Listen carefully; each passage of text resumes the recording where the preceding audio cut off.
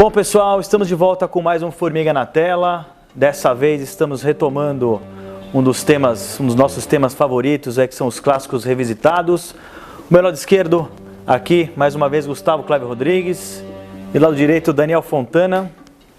Hoje vamos falar aí sobre A Marca da Maldade de Orson Welles.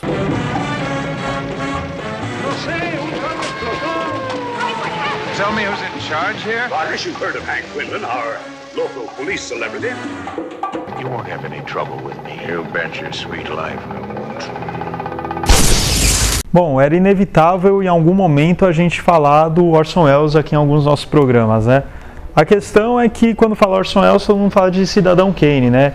E de fato é justificável, né?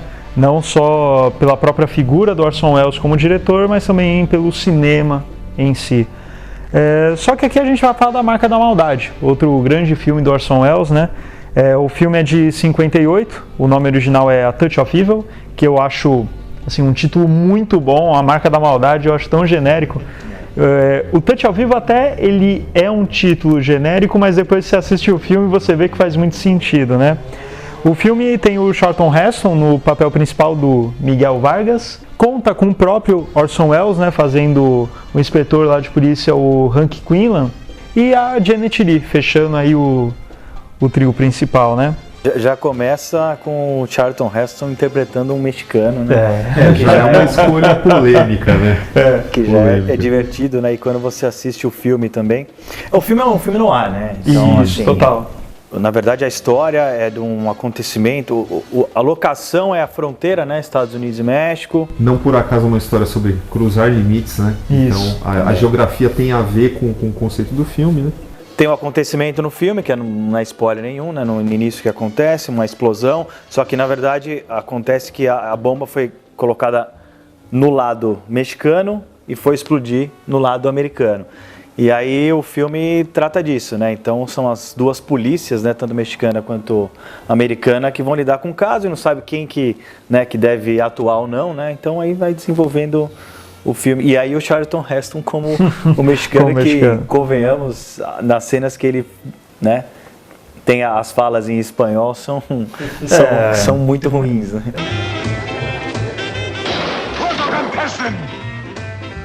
Pues que quieres, señor, ¿Dónde está mi esposa? Oh, talk English, can't you? Mas a gente tem que falar, ou melhor, a gente não pode falar de Marca da Maldade sem falar do seu plano sequência de abertura. Exatamente. Né? Que é uma coisa, assim, para a época, é um negócio absolutamente impressionante, né? Parece que era muito do Orson Welles, que não era a escolha original para dirigir esse filme. Foi até uma própria sugestão do Charlton Heston, né? Inicialmente o Orson Welles somente faria o papel, né, do Quinlan, né? E assim, me parece muito um cara que, eu quero fazer melhor do que eu já fiz, entendeu? É claro que não ia atingir um ápice como foi o caso do Cidadão Kane, né? Mas aquele plano de sequência de abertura é absolutamente impressionante, né? É legal porque ele apresenta... Assim, é o início do filme, né, a apresentação dos personagens, só que o que eu acho legal no plano de sequência, não sei se foi essa a intenção dele, mas foi a interpretação que eu tive vendo, né. Começa com a bomba, o close na bomba, daí a bomba sendo colocada no carro e tal, e daí então a câmera naquela grua, ela sobe, acompanha lá a cidade, o carro, tudo plano geral, depois vai descendo para planos médios e tal, só que até então a gente teve uma visão clara da bomba. Depois, o que acontece? O personagem do Miguel Vargas, né, o Charlton Heston, ele tá lá perto, lá com a mulher dele e tal, daí explode e ele tava lá perto, ele testemunhou e por acaso ele é um policial. E daí isso faz ele investigar, mas poderia ser qualquer um, né? Então, eu acho que é legal porque esse plano sequência me passa a sensação de que o cara tava ali totalmente ao acaso e que essa narrativa, ela poderia ser uma narrativa com qualquer outra pessoa. Por acaso estava esse cara ali que é um policial. Se não fosse um plano de sequência, fosse, mostra a bomba, corta, mostra colocando o carro, corta, mostra a explosão, corta. Aí, é uma história sobre o Charlton Heston. Para mim não, para mim é uma história sobre essa explosão e jurisdições. E além disso, não só pelo plano de sequência, que é genial, realmente, ainda impressiona você rever, fica muito impressionado, é o suspense, né? Então, porque a primeira cena é a bomba. Então, existe um lado meio Hitchcock, né? Que você, cara, colocaram uma bomba e você vai vendo o percurso que vai acontecendo. Alguma coisa vai acontecer. Cara, o quê? Então, você fica um pouco tenso. Pega o Hitchcock, ele vai criando suspense, né, na montagem, né? É claro, às vezes ele faz um pouco diferente, como a gente até falou no Festim Diabólico, né? Mas basicamente é montagem. Ele sabe quando cortar para determinado tipo de enquadramento e tal. Agora aqui é legal que ele... Poxa, como é que você vai criar um suspense num plano sequência dessa forma, né? Se é um plano sequência cheio de ação e tal, é bem mais fácil, né? A própria ação já diz isso. Agora aqui, como você falou, coloca a bomba. A gente não está ouvindo o timer, então tem aquele tic, tic, tic, tic, tic, tic. Que é uma coisa clássica do cinema, né? Nenhuma bomba faz isso. E é legal que, assim, o plano sequência, ele termina e daí você só tem um corte na hora da explosão. Sim. Então, é bacana porque, assim, é um filme de 58, então não dá pra gente esperar grandes cenas de explosão, de ação, são pela época. Mas essa inteligência, né? O cara corta na explosão, a explosão que é uma explosão simples, né? Um carro lá que eles colocaram lá. Até você... Não precisava nem ter feito aquilo. E assim, você poderia ser só o som, só né? o som Talvez. já estaria... Só que daí é engraçado, porque você vê que o carro não está no local onde ele parou, né? Eles colocaram o carro afastado e filmaram explodindo. Só que você só percebe isso numa segunda olhada, porque na primeira, como foi o único corte, depois de alguns minutos, né? Não é um plano sequência curto, é um plano sequência longo. Então, o corte dá um impacto, aquela explosão, e daí ele já corta para outra coisa, então você não repara muito nisso. É muito bacana. O filme ainda hoje ele é bem impressionante, né? E tem aquela história, né, da reedição, né? Que depois que ele morreu, que na verdade foi reeditado o filme, né? Então, antes de finalizar, né, o filme, né, de pós-produção, o estúdio lá resolveu fazer algumas modificações, até porque o filme ele é muito complexo, né? Os ângulos que o Orson Welles usa, já usava no Cidadão Kane, ele deu uma potencializada nesse filme, assim. Então, acho que para o grande público, não é um filme fácil, né? É um filme até difícil. Então, aí, né, resolveram reeditar a ideia dele e só depois de morto é que ele conseguiu fazer com que a edição que ele queria mesmo fosse feita, né? Então, hoje a gente tem acesso a essa reedição, né? E é uma época, né, que o Orson Welles, acho que ele queria se reafirmar, né, em Hollywood, né? Porque ele estava fazendo os filmes de Shakespeare, né? Ele já estava, o cara que era o prodígio na época do Cidadão Kane, de repente, né, não estava mais naquele patamar. O cara voltou e fez um filme mais complexo ainda, né? Principalmente a parte técnica. Então acho que é o ego dele, né? Que ele queria... E lembrando que não era um projeto dele, né? Ele era um diretor contratado. Exatamente. Mas esse esmero, né, na hora de posicionar a câmera, né? Aquela coisa simples, né? Tipo, o cara tinha lá aqueles recursos e ele fazia miséria com eles. Então, na própria hora o personagem que ele interpreta, né, o Hank Quillian, quando ele aparece, dá aquele contra-plongé, mas assim... Contra-plongé é uma coisa que hoje em dia a gente tá até cansado de ver, quando chega um personagem imponente, né, dá aquela câmera tal. Só que aqui tem um impacto e o próprio jeito dele, a atuação dele, né? Demais. Apresenta o personagem, ele não precisa falar nada, a gente já sabe que ele tem alguma coisa. I'd like to meet him. That's what you think.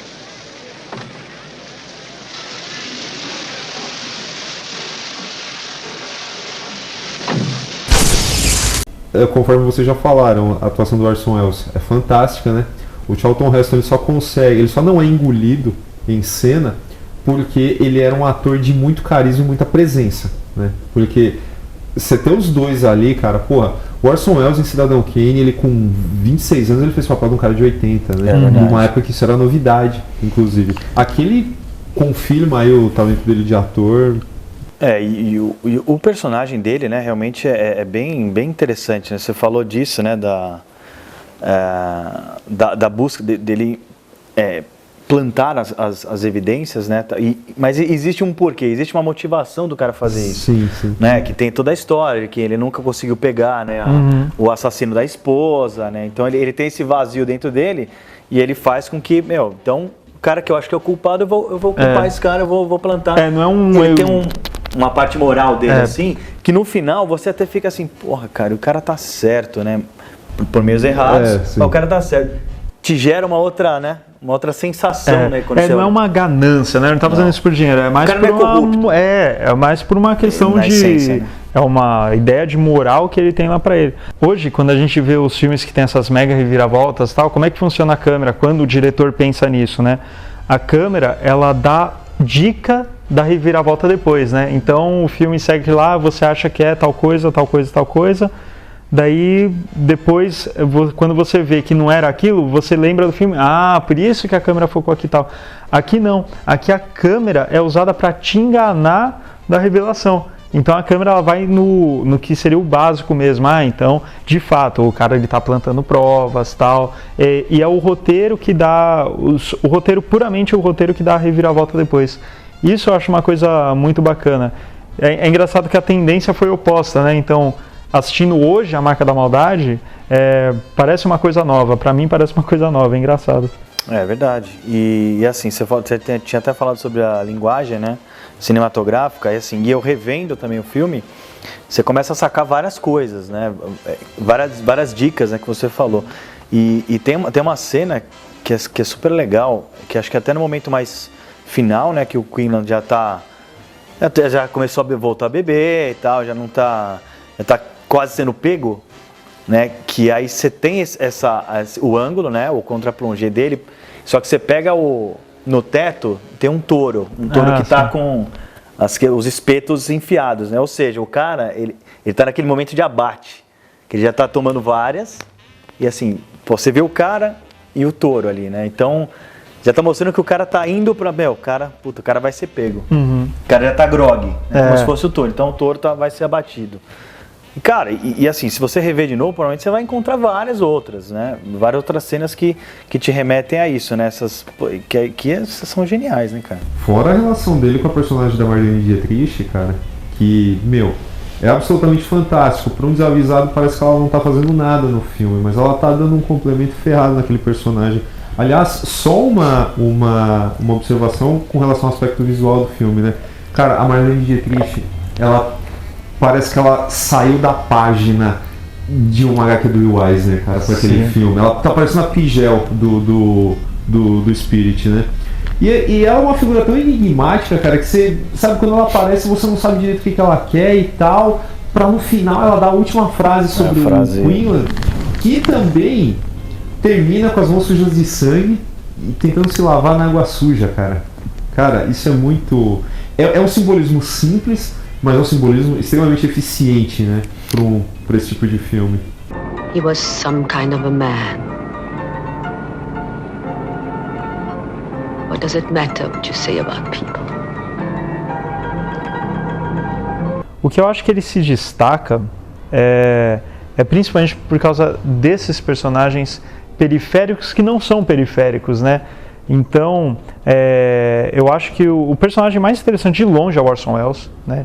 Então a gente pega o casal protagonista, né, o Charlton Heston e a Janet Leigh, assim, eles são aqueles basicões, né, mocinho, mocinha, tal, não é interessante. Mas que o interessante é o vilão, entre aspas, que não é vilão, ele tá ali numa área muito cinzenta, né? E eu acho que isso que difere essa coisa do filme noir, né? Então, a Femme Fatale, a gente não é uma Femme Fatale.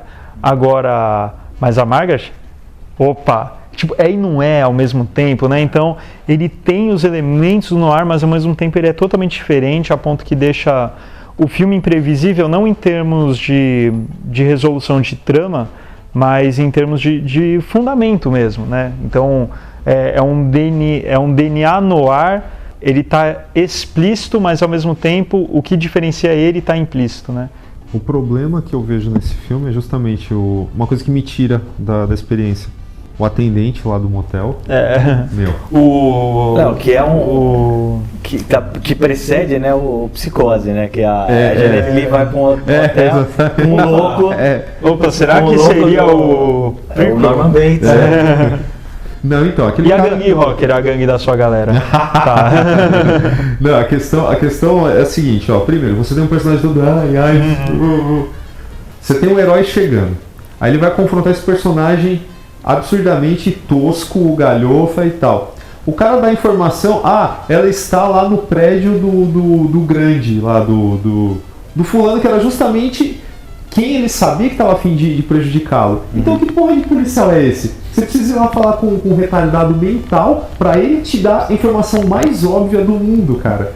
Então isso é uma coisa que me incomoda muito nesse filme, infelizmente. Não, esse núcleo do Charlton Heston da Janet Leigh é todo errado, assim. Sim. Eu acho, se não fosse o Orson Welles na direção, e fosse um projeto assim, terceirizado para outro diretor e tal, eu acho que o filme assim, cairia no esquecimento total. E assim, é engraçado que esse é um dos meus filmes noir favoritos, só que eu odeio a atuação do Charlton Heston. Eu acho tudo que acontece com a Janet Leigh, eu acho bem ruim, assim, aquele negócio, ela no hotel e os caras, pô, e aí, não sei o que, e ela, não, tudo bem. Assim, ela não passa aquela sensação de que ela tá sendo hostilizada e tal, mas eu acho tão forte tudo que acontece com o personagem do Quinlan, e isso me encanta no filme, isso eu acho o grande diferencial. Mas no final das contas, o que o Gustavo falou, né, do Quinlan, toda a cena dele é incrível, né, rouba a cena mesmo, não só a atuação, como o próprio personagem, né, o personagem é bem detalhista, o cara é preconceituoso, é um barato você ver as cenas dele, né, e como ele vai reagir às situações, né, cara, e que já vale muito, né, eu também acho... Do Orson Welles, gosto muito, eu não sei decidir qual que é melhor, porque muita gente gosta mais da Marca da Maldade do que do Cidadão Kane. Né, eu já ouvi isso. Talvez eu prefira um pouco mais do Cidadão Kane, mas tá quase lá. Né? Are you telling me you never planted any evidence, Sergeant? Planting evidence? Framing suspects? That's a lie. I think I can prove it, Sergeant. What do I do? Keep after him, brace him! Brace him! Bom, é isso aí, gente. Falamos sobre Marca da Maldade de Orson Welles, retomando o nosso tema de clássicos revisitados. Mande comentários, mande sugestões para nós, acesse as nossas páginas nas redes sociais e não esqueça também do nosso podcast às segundas-feiras. Um abraço, gente, até a próxima.